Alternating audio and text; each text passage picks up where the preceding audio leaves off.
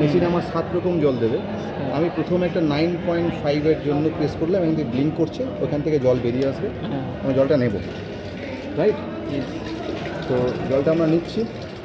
আমি এখানে যখন জলটা নিচ্ছি খেয়াল করো, নিচে অনেক বাবলস দেখা যাচ্ছে। আচ্ছা আচ্ছা আচ্ছা, হ্যাঁ। এদের অ্যাক্টিভ হাইড্রোজেন মলিকিউল 30 থেকে 40 সেকেন্ড এটা স্টে করবে, তার মধ্যে আমার ড্রিঙ্ক করে ফেলতে হবে এটা, মানে এটা কিন্তু বাতার সঙ্গে মিলিয়ে যাবে। গুগল করে দেখবে যে অ্যাক্টিভ হাইড্রোজেনের কী ভূমিকা শরীরে পড়ে, খেয়ে ফেলে যাবে।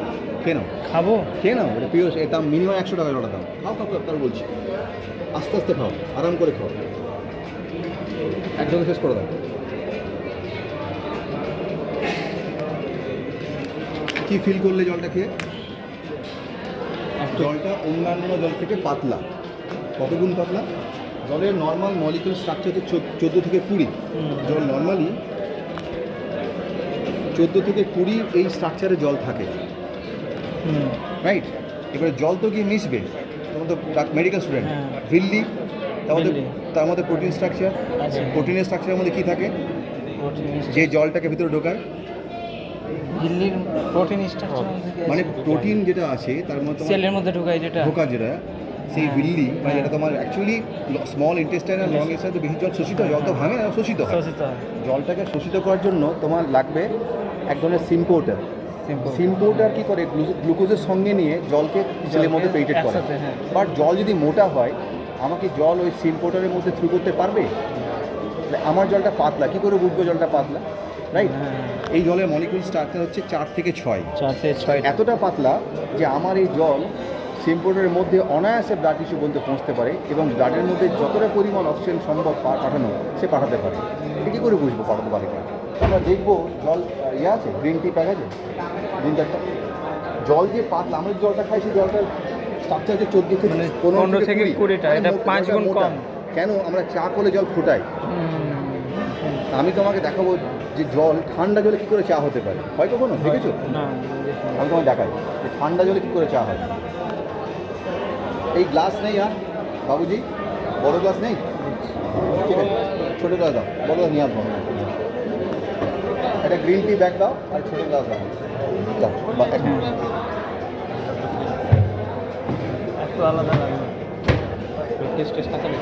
টেস্ট নাই ওই, ধর বেশি একটু, ধর যদি মেশিনে খাই না, মেশিনে জল আমরা কী করি, আমরা বাড়িতে চা করি তো, হ্যাঁ, এটা গ্রিন টি ব্যাগ, আমরা তারপরে স্টোরিটা আসি, মেশিনটা কেন বানালো, মেশিনটা কারা বানালো, কেন বানালো? মেশিনটা বানালো জাপান। কখন বানালো? 1974-এ। যখন এই সংখ্যা কমন একটু, যখন 39 আর 45-এ জাপানে হিরোশিমা নাগাসাকি বিস্ফোরণ হলো, তখন জল, মাটি, হাওয়া সব দূষিত হয়ে গেছে। তারপরে ওরা অ্যারাউন্ড 65 নাগাদ জাপানের মিনামাটা শহরে একটা প্যান্ডেমিক হয়। ভিডিও রেকর্ডিং করছো? একটা প্যান্ডেমিক হয়। সেই প্যান্ডেমিকে কী দেখা যায়? একটা পারদঘটিত রোগ ওরা ফিল করে, যেখানে জলের জন্য প্রচুর মানুষ অসুস্থ হয়ে পড়ে। তখন জাপান একটা অনুসন্ধান করে যে পৃথিবীতে সবথেকে ভালো জল কোথায় পাওয়া যায় এবং কোথাকার মানুষ দীর্ঘদিন বাঁচে।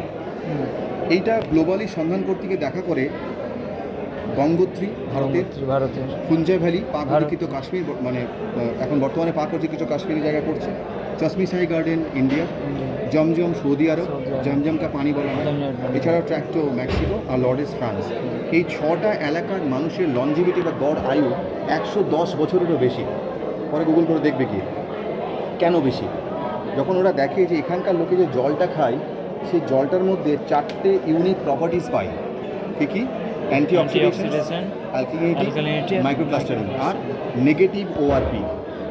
জলে একটা ওআরপি হয়, অর্থাৎ আমাদের শরীরে যেটা 37 ট্রিলিয়ন সেল আছে, কম বেশি 30 থেকে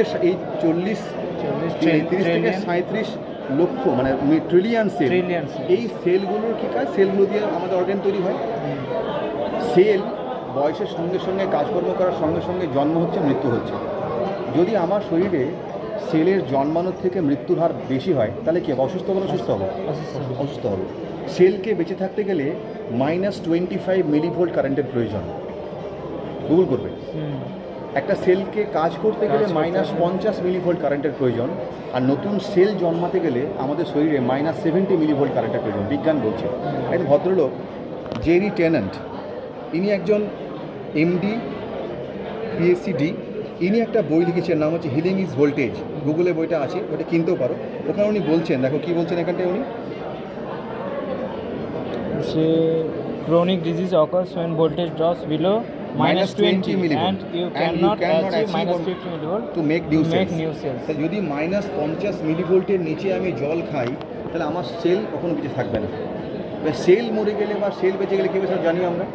এবার আরেকটা কথা বলা হলো এখানটায়, that is call anti oxidation বা অ্যান্টি অক্সিডেন্ট। এর কী কাজ? অ্যান্টিঅক্সিডেন্ট কী করে? এই যে আমরা এত ঘোরাঘুরি করছি, বাতাসের মধ্যে আসছি, স্ট্রেসের মধ্যে থাকছি, রাইট, কী করছে? Free radicals. ফ্রি রেডিক্যালস কেমন স্ট্রাকচার জানি? এটা অক্সিজেন স্ট্রাকচার, যার বাইরে 6টা মলিকুল থাকে, বাইরে 2টো মলিকুল থাকে, প্রত্যেকে জোড়ায় জোড়ায় থাকে, তাই তো? একটা করে কি থাকে? একটা করে মাইনাস আয়ন থাকে। ওই মাইনাস আয়নটা কী হয়, যখনই জোড়া থেকে বাদ হয়ে যায়, সে হয়ে যায় ফ্রি রেডিক্যালস। তাহলে আমার ওকে নিউট্রালাইজ করতে গেলে বাইরে থেকে নেগেটিভ দিতে হবে। এই যখনই আমি জলটা খাচ্ছি, এর মধ্যে প্রচুর মাত্রায় যাচ্ছে অ্যান্টিঅক্সিডেন্ট, এবং সে ওই নেগেটিভ যেটা মিসিং ছিল আমার সেলের মধ্যে, সেটাকে পূর্ণ করছে। ওটার ফ্রি রেডিক্যালস থাকছে না। ক্রমে ক্রমে ফ্রি রেডিক্যালস কী করবে? আমার যে কোনো অর্গানের মধ্যে যদি একাধিক মাত্রায় ফ্রি রেডিক্যালস হয়, ফর এক্সাম্পল বিটা সেল অর্গানাইজেশনের মধ্যে থাকে, যেটা আমাকে ইনসুলিন ক্ষরণ করতে হেল্প করে। যদি বিটা সেলটার চারিপাশে আমি ফ্রি রেডিক্যালসের প্রলেপ লাগিয়ে দিই, তাহলে এটা কি সেখান থেকে আমার ওই পরিমাণে ইনসুলিন ক্ষরণ করতে বা ইনটেক করতে বার করতে পারবে? ফর এক্সাম্পল, আমি একটা ক্যামেরা ইউজ করছি, আমি এর মধ্যে একটা গ্লিসারিন বা এর মধ্যে কোনো ভেস্টিনের প্রলেপ লাগিয়ে দিলাম, এই ছবি তোলার চেষ্টা করলাম, ছবি কি ঠিকঠাক আসবে? যে টিস্যু দিয়ে এটা পরিষ্কার করলাম, ছবিটা ভালো আসা শুরু করলাম। যদি কোনো উপায়ে আমার শরীরের যে কোনো জায়গায় যে কোনো অর্গানে জমে থাকা ফ্রি রেডিক্যালসকে আমি ক্লিন করতে পারি, তা সেই অর্গানটা পরিষ্কার হয়ে গেল, ইট উইল ওয়ার্ক প্রপারলি। তো এই জল সেই অ্যান্টি অক্সিডেন্টের কাজটা করে। শুনতে অদ্ভুত লাগছে, বাট আমরা একবার ডেমো করে দেখাই। ওই জন্য আমরা কি বলেছি এখানে, please ask for a free demonstration.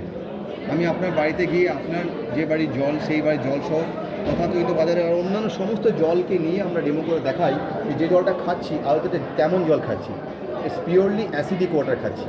এর পিএইচ ভ্যালু 5 থেকে 6। অ্যাসিডিক ওয়াটার খেলে হবেটাই বাকি, বেশ তো রয়েছে।